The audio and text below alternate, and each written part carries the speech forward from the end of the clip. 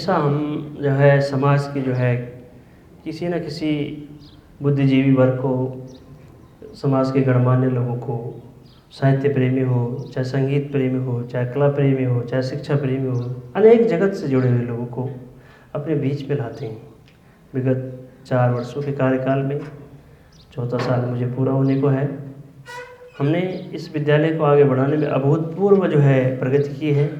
आप सब इसके गवाह हैं और मैं चाहता हूं कि हम इस विद्यालय को और अच्छा आगे बढ़ाएं।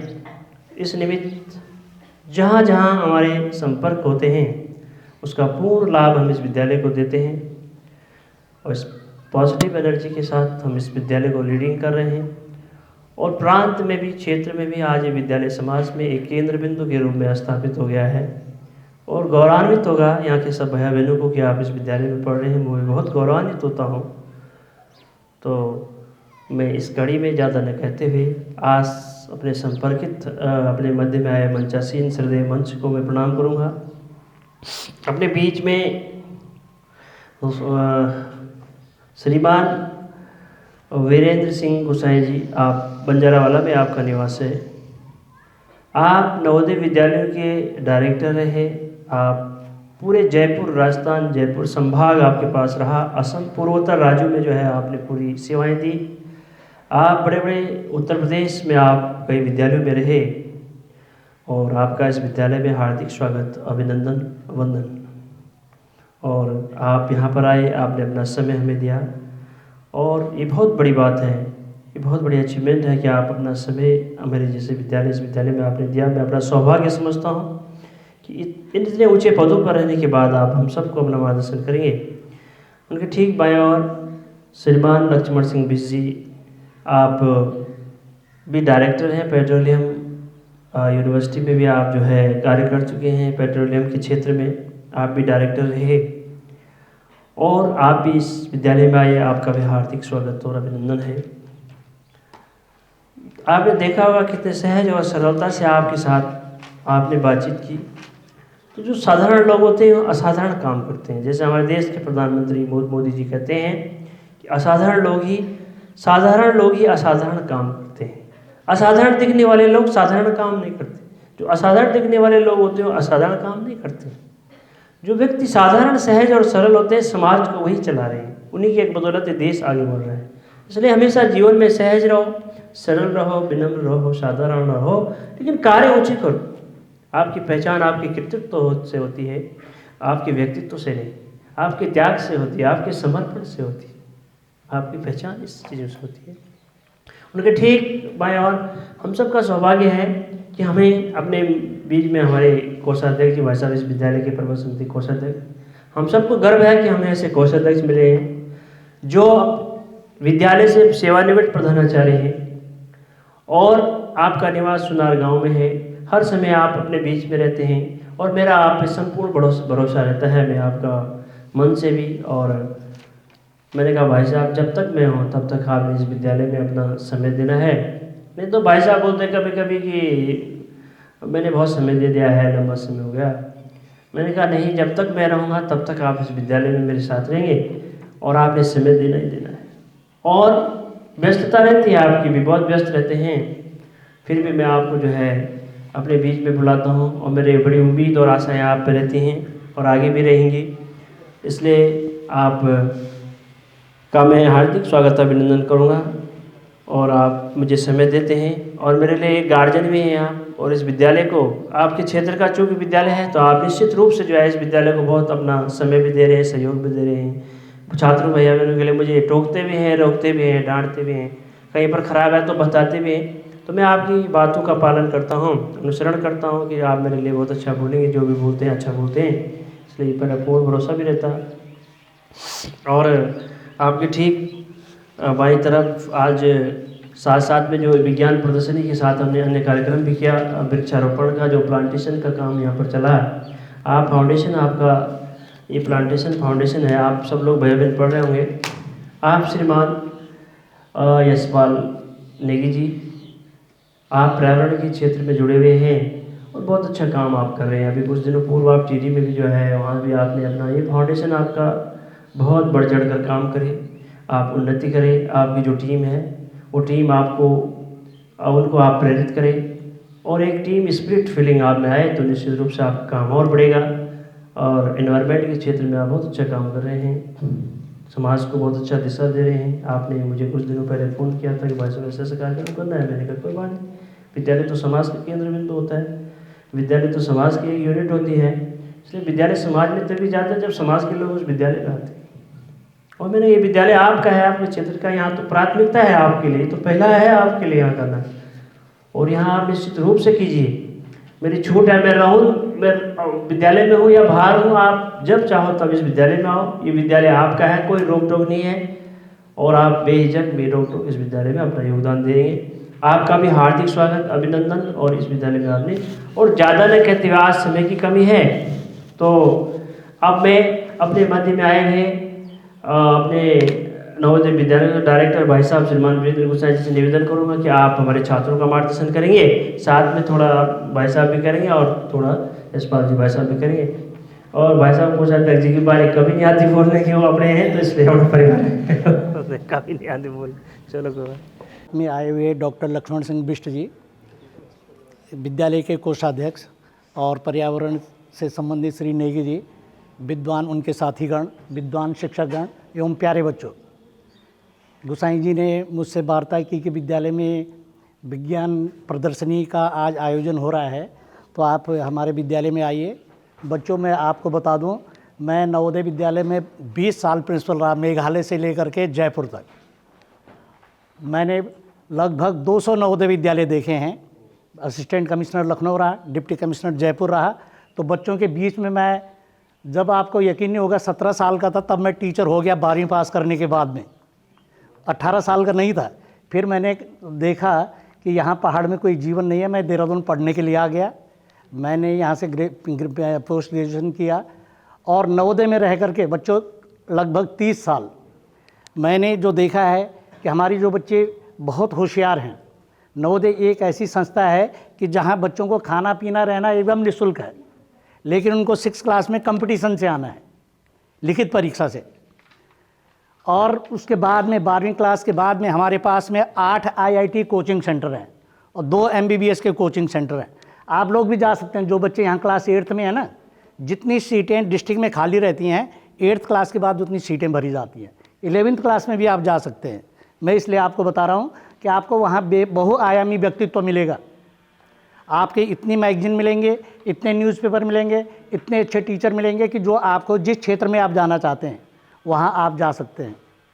मैं एटा में प्रिंसिपल था, तो एक बच्चे को कहा कि भाई सब बच्चों से जैसे बात और, कोई कहता है MBBS करूँगा, कोई कहता है इंजीनियरिंग करूँगा, एक बच्चा कहता है मैं तो हीरो बनूँगा, और वो सचमुच हीरो बन गया है ना। ये जो है फिल्म इंस्टीट्यूट में गया और वो पिक्चरों में काम कर रहा है। तो बहुआयामी व्यक्तित्व, बच्चे जिस क्षेत्र में जाना चाहते हैं वो प्लेस उनको मिल जाता है। आपके विद्यालय में जो हमने विज्ञान प्रदर्शनी देखी है, बच्चों ने बहुत अच्छा कार्य किया है। अभी उसमें और संशोधन करने की आवश्यकता है। आप लोगों को सबसे पहले मैं सुझाव दूंगा कि आप लोग जनरल नॉलेज की बुक लीजिएगा। सभी बच्चे, आपके पास में उत्तराखंड का जनरल नॉलेज और भारत का जनरल नॉलेज, जो बच्चे 9th, 10th, 11th, 12th में हैं वो मनोरमा ईयर बुक लें। हिंदी में भी है, इंग्लिश में भी है, हर साल नई प्रकाशित होती है। सारी गतिविधियों की जानकारी आपको मनोरमा ईयर बुक में मिल जाएगी। ये पूरे पेज भरे हुए हैं पंक्ति वाइज, जैसे 10 पॉइंट्स होंगे।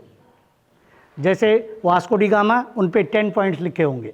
मैथिली शरण गुप्त 10 पॉइंट्स लिखे होंगे। आपके साइंटिस्ट कोई भी हैं, APJ अब्दुल कलाम 10 पॉइंट्स लिखे होंगे। तो बच्चों बहुत अच्छी मैगजीन है, विजडम मैगजीन, इंग्लिश में है, बेंगलोर से प्रकाशित होती है, मंथली मैगजीन है। मनोरमा ईयर बुक सब बच्चों को लेनी है, 9th, 10th, 11th, 12th वालों को। जब आप मनोरमा ईयर बुक पढ़ेंगे तो आपको जो है IIT में कैसे जाना है, NIT में कैसे जाना है, आपको नीट में कैसे क्वालिफाई करना है, आपको जो है पंतनगर यूनिवर्सिटी में। बच्चों में आपको जो बच्चे एग्रीकल्चर का प्रोजेक्ट दिखा रहे थे, 15 किलोमीटर में है पंतनगर यूनिवर्सिटी, 15 किलोमीटर में 72 ट्रेड्स हैं इंजीनियरिंग के। आपका हॉर्टिकल्चर है, एग्रीकल्चर है। 85% सीटें उत्तराखंड के बच्चों के लिए हैं और 15% सीट बाहर के बच्चों के लिए हैं। भरसार यूनिवर्सिटी है, मेडिकल कॉलेजेस आपके हैं, हर डिस्ट्रिक्ट में एक मेडिकल कॉलेज खुलने जा रहा है, नर्सिंग कॉलेज खुल रहे हैं। तो आपको जो है कम्पिटिटिव बनना है, कंपटीशन से निकलना है। जब आप प्रतियोगिता परीक्षाओं की तैयारी करोगे तब आपको पता चलेगा। APJ अब्दुल कलाम, उन्होंने लिखी है my last journey, my journey, मेरी यात्रा है। हिंदी में भी है, इंग्लिश में भी है, बहुत अच्छी किताब है, सार संक्षेप है वो, सबसे आखिरी बुक उनकी है। अब देख लो, पूरी जिंदगी भर वैज्ञानिक रहे, भारत के राष्ट्रपति रहे, और जिस दिन उनकी डेथ हुई उस दिन वो Indian institute of IIM management Shillong में भाषण दे रहे थे और हार्ट में पेन हुआ, 2.5 घंटे के बाद डेथ हो गई। ऐसा व्यक्ति, उनके नाम पे बेंगलोर में यूनिवर्सिटी बनी है जहाँ 300 बच्चों को क्लास 12th के बाद में लेना है, और वो बच्चे सब साइंटिस्ट बनेंगे, इंजीनियर बनेंगे। तो आपको तैयारी करनी है अभी से, कि आप आपका भविष्य ब्राइट पर होगा जब आप अभी से जो है ऑल इंडिया लेवल कंपटीशन के लिए तैयारी करेंगे। और जैसे विज्ञान से संबंधित जो भी क्वेश्चन हमने बच्चों से इसलिए पूछे कि जब तक आपको क्वेश्चन नहीं पूछेंगे आपकी तार्किक शक्ति का विकास कैसे होगा। आपको तार्किक शक्ति बढ़ाने के लिए हमने आपसे क्वेश्चन पूछे।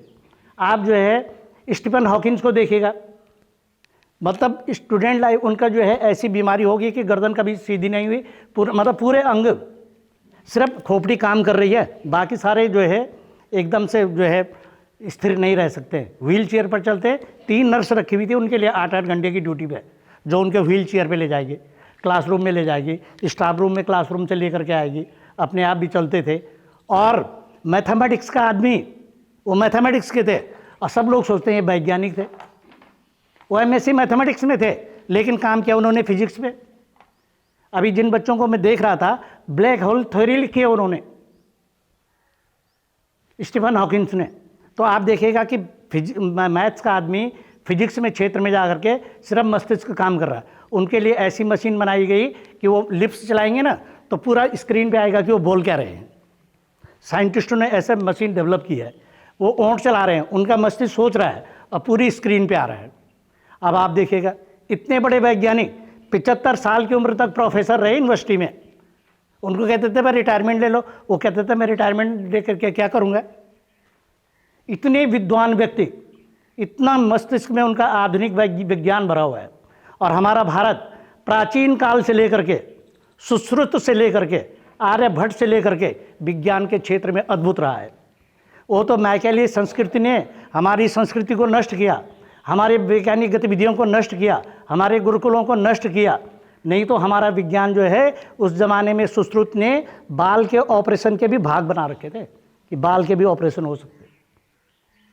इतने बड़े वैज्ञानिक, गणेश जी पे हाथी का सिर लगा रखा है, ऐसे थोड़ी ना लगा रखा है, विज्ञान के माध्यम से लगाया गया है।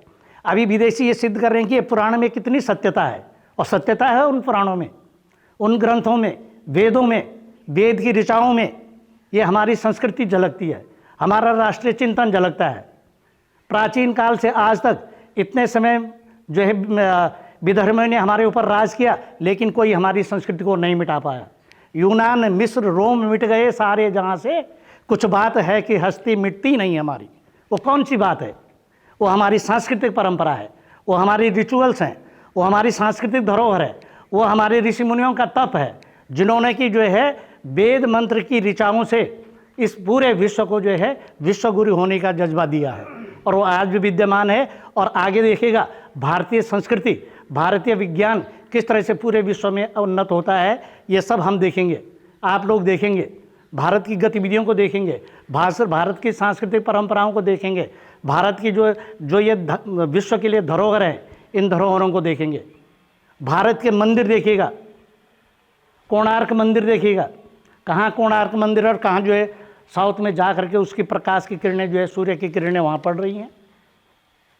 ये वैज्ञानिक पद्धति के आधार पर बने हुए हैं, विज्ञान के आधार पर। प्राचीन हमारी संस्कृति विज्ञान से, उस ज़माने में हमारी ऋषि मुनियों ने बता दिया कि तारागण कितनी दूरी पे है, चंद्रमा कितनी दूरी पे है, सूर्य कितनी दूरी पे है। बांस की नलियों में छेद करके, उन नलियों में छेद कर करके उन्होंने जो है पूरी गणना कर रखी है। हमारा ज्योतिष विज्ञान पूरी गणना पर आधारित है, 0 हमने दिया पूरे विश्व को। जो हमारे ऋषि मुनि हैं, इनकी देखिएगा पूरे विश्व में क्या थाती है, उनके जो है कितने ग्रंथ ऐसे थोड़ी ना लिखे उन्होंने, त्याग से लिखे हैं। त्याग की भावना थी उनके अंदर, उन्होंने खुद अपने आप पर रिसर्च किया है, तब जा कर के ये चीज़ें लिखी हैं। जो हमारा आयुर्वेदिक है, पूरे विश्व में आयुर्वेद एक दिन प्रचलित होगा। ये अंग्रेजी दवाइयाँ तो अभी बात थोड़ी दिन के लिए हमें आराम दे देंगी, फिर बीमारी वैसे ही हो जाएगी, लेकिन जो आयुर्वेद है वो जड़ से बीमारियों को ख़त्म करता है। तो सब बच्चों को मैं जो 11, 9, 9, 10, 11, 12 के बच्चे हैं उनसे ये आशा रखता हूँ कि आपको बहुत प्रगति करनी है और छोटे बच्चों को बड़े से प्रेरणा लेनी है। मैंने प्रिंसिपल साहब के लिए एक प्रेरणा पत्र लिखा हुआ है जो 9, 10 और 11, 12 के बच्चों को दिया जाएगा। मैंने खुद प्रिंट करवा करके ले करके आया हूँ। और बच्चों, रिटायरमेंट के बाद में हम लोग सामाजिक क्षेत्र में बहुत काम कर रहे हैं। बिष्ट जी और हम 11 दोस्त हैं, हम लोग अपनी जेब से 27,000 रुपये प्रति वर्ष जमा करके हमने एक ट्रस्ट बना रखा है, उत्तराखंड शतरुद्रा ट्रस्ट, और उसके माध्यम से हम उत्तरकाशी, चमोली, पिथौरागढ़, चंपावत, यहाँ के जो अनाथ बच्चे हैं उनको 800 रुपये और 1,000 रुपये महीने छात्रवृत्ति दे रहे हैं। तो इस समय हम 29 बच्चों को 1,000 रुपये और 800 रुपये, 10 तक 800 रुपये, 11, 12 और आगे जो है उनको 1,000 रुपये प्रति माह 5 तारीख को उनके अकाउंट में पैसा चला जाता है। 15 लेडीज़ ऐसे हैं जिनके पति नहीं है, उनके बच्चे बीमार रहते हैं, उनको 1,500 रुपये महीना दे रहे हैं। प्रति मास उनके आर्थिक सहायता उनके खाते में चली जाती है। तो आप लोगों में से जो बच्चा गरीब घर का है, अगर आपका नर्सिंग में सिलेक्शन होता है, उनकी फ़ीस हम 3 लड़कियों की फ़ीस दे रहे हैं इस समय। एक लड़की चंपावत में पढ़ रही है, 2 लड़की पौड़ी नर्सिंग कॉलेज में पढ़ रहे हैं, उनकी प्रति वर्ष की फ़ीस हम लोग दे रहे हैं। उसके साथ साथ टीबी के 10 ब्लॉकों में हम लोग जो लोग टीबी से ग्रसित हैं उनको प्रति मास जो है उनके जो एक निश्चित हमने सामग्री तय की है। अंडे हो गए, विटामिन्स हो गए, लगभग 6,000 रुपये का उनको जो है प्रति मास अनुदान दे रहे हैं। और भी जो कोई जो है सीरियस बीमारी से जो है ग्रसित है उसको हम लोग जो है अपने ट्रस्ट से अनुदान दे रहे हैं। तो इस तरह से हम लोग जो है हर महीने के 2 रविवार को बैठक करते हैं। ये मैं इसलिए आपको बता रहा हूँ कि जो आप प्रबुद्ध लोग हैं, आप भी सामाजिक कार्य कर रहे हैं, तो मैं इसलिए बता रहा हूँ कि जो पहाड़ के ऊपर उत्तरकाशी हो गया, पिथौरागढ़ हो गया, चमोली हो गया, रुद्रप्रयाग हो गया, वहाँ के जो परिवार हैं उनके हम और अधिक जो है सेवा करना चाहते हैं। और प्रिंसिपल साहब ने हमें विद्यालय में आमंत्रित किया, मुझे बहुत अच्छा लगा। आपका कैंपस वेल सराउंडिंग है और पर्यावरण के आप लोगों ने जो पेड़ पौधे लगाए हैं, ये 10 वर्ष बाद जो है इसका प्रतिफल मिलेगा कि ये कितनी हमें ऑक्सीजन देते हैं। और मैं आपको बता दूं, मैं एटा में प्रिंसिपल रहा हूँ। मैं डीएफओ से मिला, डीएफओ ने बोला प्रिंसिपल साहब पहले इसका पीएच टेस्ट कराओ। पीएच टेस्ट कराया, उसकी पीएच थी 10.5। डीएफओ ने बोला प्रिंसिपल साहब यहाँ तो बबूल लगेंगे।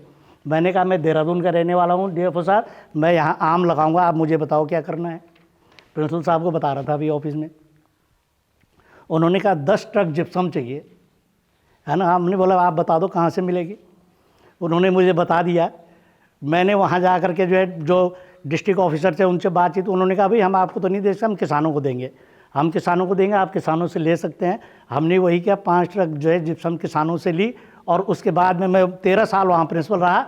जब वहाँ इतने पेड़ पौधे हैं ना, मैं बच्चों को कहता था भाई गिन के आओ कि जो है मोरपंखी कितनी है, सिरस कितने हैं, कंजी कितनी है, आंवले कितने हैं, 150 आंवले, अमरूद 180, जामुन 50, बट वृक्ष 10, पाकड़ 50, पूरे स्कूल में। जब मैं असिस्टेंट कमिश्नर बन गया, मैं स्कूल विजिट करने गया तो हमारे प्रिंसिपल साहब पेड़ों की जड़ कटवा रहे हैं।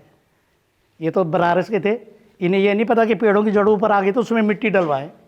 ये पेड़ों की जड़ कटवा रहे हैं। हमने कहा प्रिंसिपल साहब ये क्या करवा रहे हो।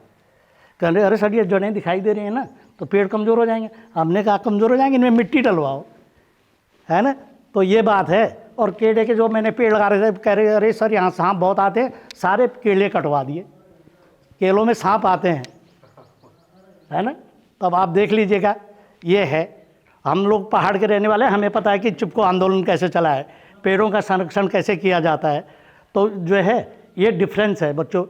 तो आपको भी जब बड़े होंगे ना, जिस क्षेत्र में जाएंगे सामाजिक कार्य के लिए कमर कसनी है। जो भारत राष्ट्र आपको स्टूडेंट लाइफ में दे रहा है, आपको उसको रिबैक करना है, फिर बाद में राष्ट्र को देना है। ये चीज़ है बच्चों। तो मैं आप सबका, आपकी टीम का भी सबका धन्यवाद अदा करता हूँ। और प्यारे बच्चों, जो बातें मैंने आपको कही हैं, आप अपने लिए 6, 7, 8 वाले जो है विजडम मैगजीन और 9, 10, 11 वाले मनोरमा ईयर बुक ज़रूर लीजिएगा। हाँ ठीक है, थैंक यू एवरीवन। यहाँ पर उपस्थित अन्य प्रबुद्ध लोग, सबसे पहले तो आप सबका धन्यवाद कि प्रिंसिपल साहब ने हमको बुलाया, हमको एक मौका दिया कि आप लोगों से बात कर सकें, और सबसे बड़ी बात कि हम बच्चों से बात कर सकें। बहुत अच्छा लगा कि हमने देखा, बच्चों के मॉडल देखे।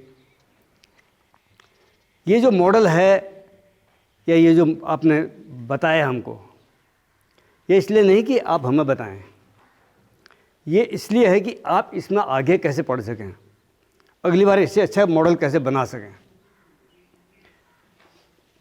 इसमें जो हमने आपके साथ बात की, उस बात को अगर आप दिमाग पर रखिएगा, ध्यान अपने मस्तिष्क में रखिएगा, तो उसी दिशा में आप आगे बढ़ सकते हैं।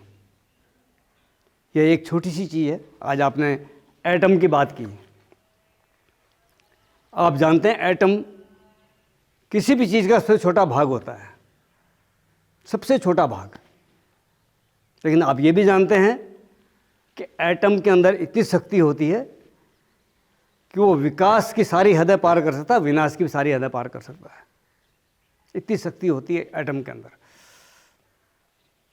तो कभी भी किसी चीज़ की गुणवत्ता उसकी साइज से नहीं देखा जाता, किसी चीज़ की महानता उसके आकार या उसके साइज से नहीं जानना पाया जा सकता। उसके अंदर क्या योग्यता है। आप हमारे समाज के एटम हैं।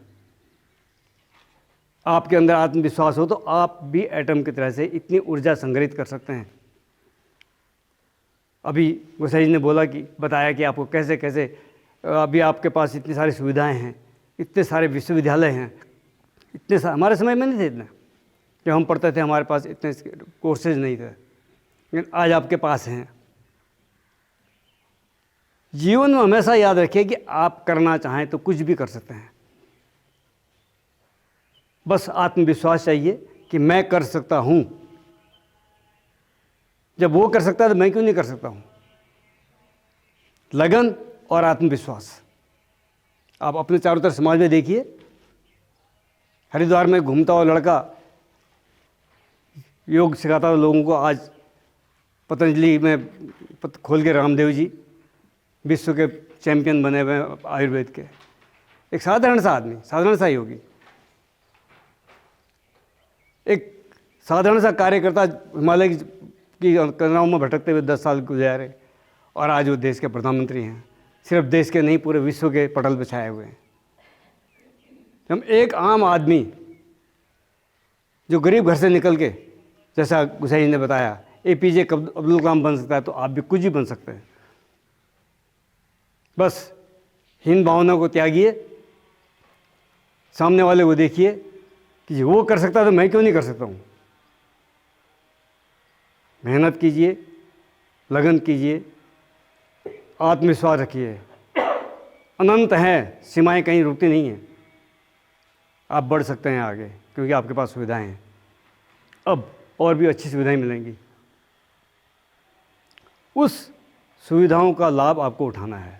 कैसे उठाना है? जैसा भी बताया गया कि सिर्फ अपने करिकुलम को मत पढ़िए, ये तो पढ़ना ही है, आपको पास होना ज़रूरी है, लेकिन चारों तरफ क्या हो रहा है, देश में क्या हो रहा है, हमारी राजनीति में क्या हो रहा है, हमारे चारों ओर लोग कैसे तरक्की कर रहे हैं, हमारे सामने उदाहरण हैं, उनको देख के आप बढ़ सकते हैं आगे। बहुत अच्छा लगा। कुछ बच्चे जो है मॉडल्स दिखाते बहुत अच्छे वक्ता लगे। 2-3 बच्चे तो बहुत अच्छा बोल रहे थे। यही है विकास की सीढ़ी। अब यहीं से आप बोलना सीखेंगे, यहीं से आप प्रेजेंटेशन सीखेंगे। आजकल तो संभावनाएं अनंत हैं। बस समर्पण की, लगन की और मेहनत की आवश्यकता है। ऐसा कोई कार्य नहीं है जो नहीं कर सकते।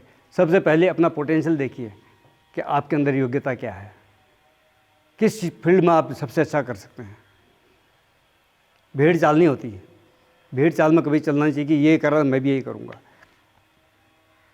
अगर आपको आर्मी में जाना है या ऑफिसर बनना हो तो आप आर्मी में ऑफिसर बनो, भले ही सामने वाला डॉक्टर बन रहा हो। भेड़ चाल में जो फंसा वो गया। कितने दुख की बात है कि हम भेड़ चाल करते हैं और वेस्टर्न कंट्रीज की नकल करते हैं। देखते हैं कि सामने वेस्टर्न कंट्रीज में लोगों ने अपनी पैंट फाड़ ली तो हमने अपनी पैंट फाड़ ली, बगैर सोचे समझे। ऐसी मानसिकता से आदमी गिरता है, नकल करने से और भीड़ चाल से आदमी गिरता है। आप अपना पथ, अपना उद्देश्य तय कीजिए और उसको प्राप्त करने के लिए अपने आप आपके अंदर शक्ति आ जाएगी, अगर आपका दृढ़ निश्चय है तो। जैसे अभी उषा जी ने बोला, अपने समाज पर, अपने धर्म पर, अपनी राष्ट्रीयता पर हमेशा गर्व होना चाहिए। जो आज अपने आप को बहुत एडवांस बोलते हैं, ये लोग जो है अमेरिका वाले कहते हैं बहुत विकसित हैं, आज उनको सूर्य ग्रहण चंद्र ग्रहण को बताने के लिए किस समय होगा, नासा की मदद लेनी पड़ती है और सैटेलाइट से कैलकुलेट करते हैं। और कब शुरू किया? 400 साल पहले। हमारे ऋषि मुनि अपने कमरे के अंदर बैठ के पेन और कलम से गणना के आधार पर सूर्य ग्रहण, चंद्र ग्रहण, सूर्योदय, सूर्य अस्त आज का नहीं, अगले 500 साल का बता सकते हैं। और कब? आज से 10,000 साल पहले। तो वो एडवांस है या हम एडवांस हैं? गैलीलियो पैदा हुआ, उसने दूरबीन बनाई 300 साल पहले, तब इन्हें पता लगा कि नक्षत्र क्या होते हैं। हमारे यहाँ नक्षत्र के पूरे विज्ञान ग्रंथ बने हुए हैं। हमसे विद्या चोरी करके वेदों से, पुराणों से, हमारे धार्मिक ग्रंथों से ये लोग आज वैज्ञानिक कहलाते हैं। ये आने वाले 200 साल में भी हमारी बराबरी नहीं कर सकते।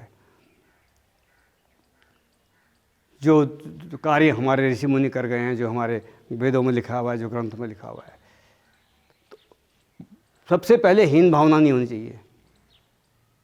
इंग्लिश बोलना कोई बहुत बड़ी बात नहीं है। इंग्लिश एक माध्यम है। अपनी भाषा पर गर्व कीजिए, अपनी संस्कृति पर गर्व कीजिए, क्योंकि हमको मालूम नहीं कि हमारी संस्कृति कितनी महान है, हमारा देश कितना महान है। समय का अभाव है। समय की मर्यादा को देखते हुए मैं आपसे आपके उज्जवल भविष्य की कामना करता हूँ। और फिर से एक बार कहना चाहूँगा कि ऐसा कोई कार्य नहीं है जो आप नहीं कर सकते।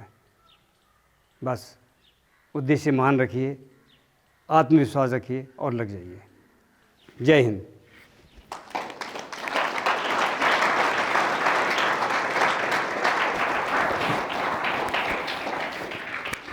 मैं यशपाल सिंह, संस्थापक वर्ल्ड फॉरेस्ट फाउंडेशन, टिहरी बांध विस्थापित क्षेत्र, कोटिया ठुरवाला, डोईवाला, देहरादून। मैं सर्वप्रथम धन्यवाद अदा करता हूँ अपने स्वर्गीय माता पिता का एवं ईश्वर का, जिन्होंने यह पर्यावरण शौक मुझे उपहार स्वरूप दिया। इसी क्रम में मैं धन्यवाद अदा करता हूँ विद्यालय के प्रधानाचार्य श्री गुसाई जी का, जिन्होंने मेरे पत्र व्यवहार या फ़ोन का जवाब दिया और हमें वृक्षारोपण के लिए परमिशन दी। इसके बाद मैं धन्यवाद अदा करता हूँ विद्यालय के सम्मानित आचार्य जी का, सम्मानित दीदी जी का एवं प्यारे भैया बहनों का, और संस्था के सभी सदस्यों का, श्रीमती सविता चौहान, श्रीमती सुनैना गुनसोला, श्रीमती बबीता बिष्ट, श्रीमती कल्पना नेगी, श्री हर्षित धीमान, श्री हिमांशु रावत एवं सिद्धि चौहान। विश्व वानिकी दिवस 21 मार्च को मनाने की जो घोषणा हुई थी वो यूरोपीय संघ के द्वारा की गई थी 1971 में, लेकिन भारत विश्व वानिकी दिवस को 1950 से ही मना रहा है। और ज़रूरी नहीं है कि यह विश्व पर्यावरण के ही दिवस पर हम पेड़ पौधे लगाएं, हम कभी भी इस काम को कर सकते हैं। और इसके लिए 21 मार्च या 5 जून पर्यावरण दिवस या अर्थ डे 22 अप्रैल ऐसा किसी भी दिन पर आप इस कार्य को कर सकते हैं। और इसमें मैंने अपने घर पर जो एक समाज को एक आईना दिखाया है,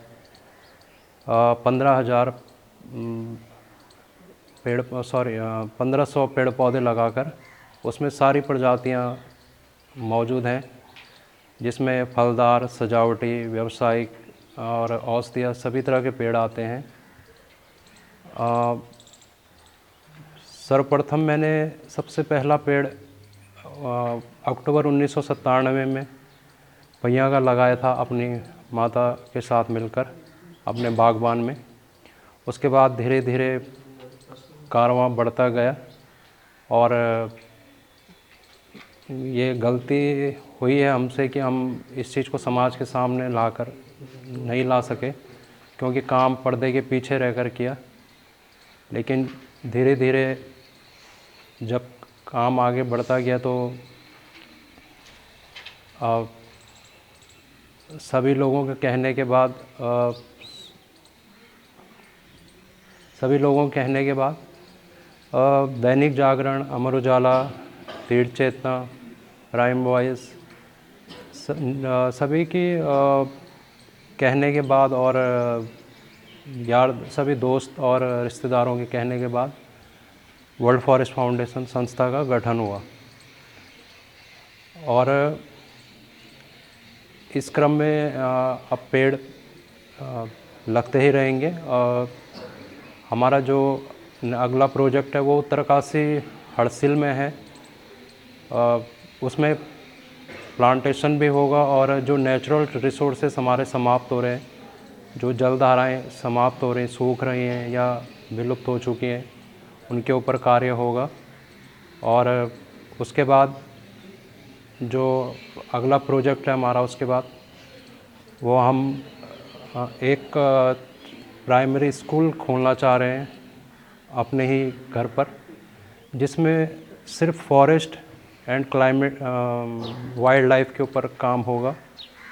जिससे क्योंकि भारत में इस चीज़ के ऊपर कोई भी अभी कार्य नहीं कर रहा है और थोड़ा जागरूकता भी कम है हमारे देश में इस चीज़ के लिए।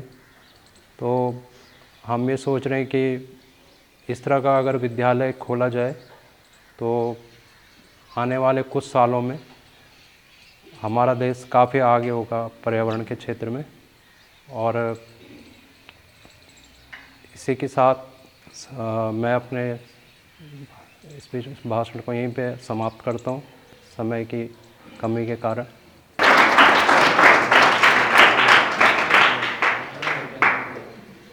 आज के इस पावन पुण्य बेला पर हमारे बीच में उपस्थित हैं श्री विष्णु जी गोसाई जी और वर्ल्ड फॉरेस्ट फाउंडेशन के संस्थापक श्री नेगी जी और हमारे प्रधानाचार्य विद्यालय के श्री अमिताभ गोसाई जी। मैं विद्यालय प्रबंध समिति की ओर से सभी आप लोगों का हार्दिक अभिनंदन एवं स्वागत करता हूं, विद्यालय परिवार की ओर से एवं छात्र छात्राओं की ओर से। आज का दिन हमारे लिए बड़ा सौभाग्य का दिन कहिए कि दोनों चीज़, विद्यालय में विज्ञान प्रदर्शनी और विश्व पर्यावरण दिवस से संबंधित यहाँ पर एक साथ दोनों कार्यक्रम हो रहे हैं, जिसमें हम अपने छात्र छात्राओं को विज्ञान के साथ साथ पर्यावरण का भी संदेश दे रहे हैं और जो कि हमें अपने जीवन में उतारना है। आज आवश्यकता इस बात की है और सब समझ रहे हैं कि विज्ञान और पर्यावरण, जहाँ विज्ञान है वहीं पर्यावरण भी है और जहाँ पर्यावरण है वहाँ विज्ञान भी है। विज्ञान की प्रदर्शनी के अंदर हमने देखा हमारे जूनियर कक्षाओं से लेकर के और इंटरमीडिएट स्तर तक के बच्चों ने अपनी प्रतिभा दिखाई। हम केवल उनकी कमियां नहीं बल्कि उनको सुझाव के रूप में कुछ 2-4 बातें हैं बताना चाहूँगा। सबसे पहले बच्चे के अंदर, छात्र छात्रा के अंदर जो भी कार्य आप कर रहे हैं तो उसको पहले बिल्कुल अपने दिमाग में इस प्रकार से लीजिए कि हम एक किस्म से छात्र और परीक्षक और निरीक्षक के रूप में नहीं, छात्र और निरीक्षक के रूप में नहीं, बल्कि एक समकक्ष अपने को उस समय अपने को प्रस्तुत कीजिए। किसी प्रकार की कोई हिचक नहीं होनी चाहिए। और निरीक्षणकर्ताओं के द्वारा जब आपसे प्रश्न पूछे जाते हैं तो मैंने अधिकांश क्या पाया कि गर्दन हिला करके जवाब दे रहे थे, हाँ या ना जो भी है, गर्दन हिला करके जवाब दे रहे थे। अब मुझे ये नहीं लगता कि हमारी जो वाणी है हम उस वाणी का प्रयोग करें। हमें कहने हाँ और ना कहने के लिए वाणी दी हुई है, बजाय हम अपना गर्दन हिलाने के उस वाणी का प्रयोग करें। और जहाँ पर हमें लगे कि हम हो सकता है हम गलत बोल रहे हैं या झूठ बोल रहे हैं, वहाँ पर हमें संकोच हो जाता है अगर हम वाणी से बोलते हैं। और गर्दन हिला दिया तो वो दोनों संकेत करते हैं, हाँ भी और ना भी करते हैं। तो इसलिए ऐसा महसूस आपको आगे नहीं होना चाहिए। तो जो भी कहें स्पष्ट कहें, उससे आपका जो है जो अंदर आपके अंदर जो कॉन्फिडेंस होता है वो सामने उभर करके आ जाता है और आपको और आपके निरीक्षणकर्ता को समझने में और समझाने में सुविधा रहती है।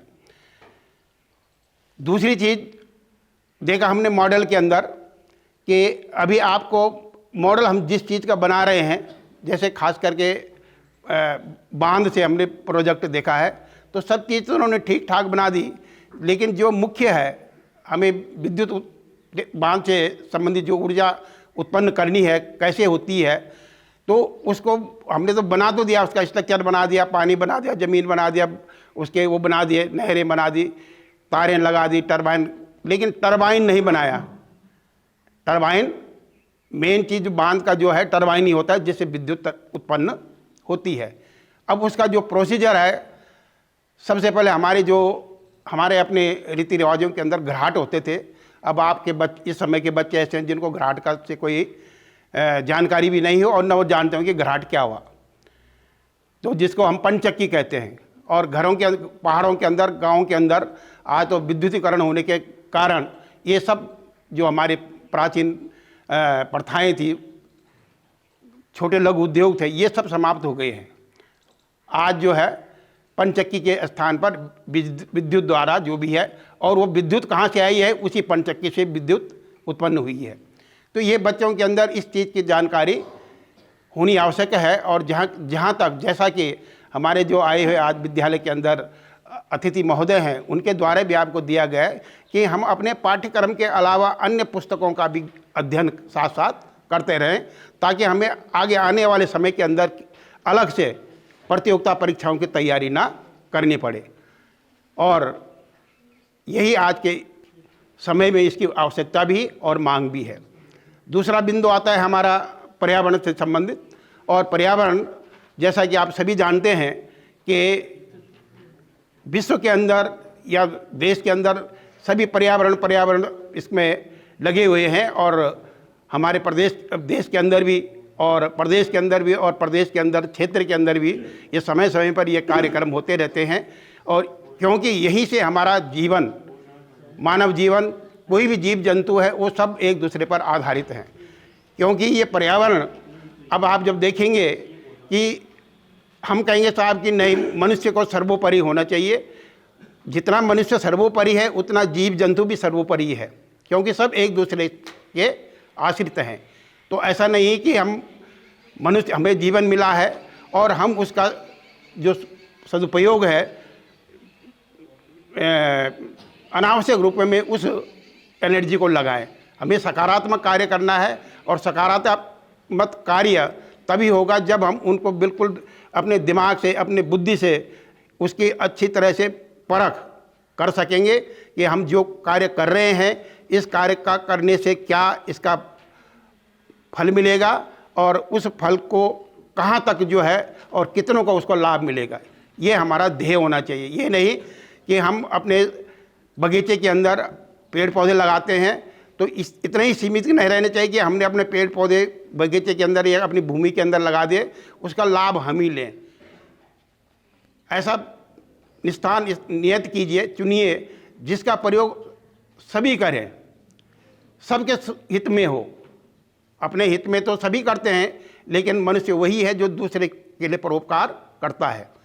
तो इसमें अधिक समय न लेकर के यहीं पर अपना विचार जो है समाप्त करता हूं और पुनः आए हुए जो हमारे अतिथि महोदय हैं उन सब का मैं आभार विद्यालय की तरफ से प्रबंधन की ओर से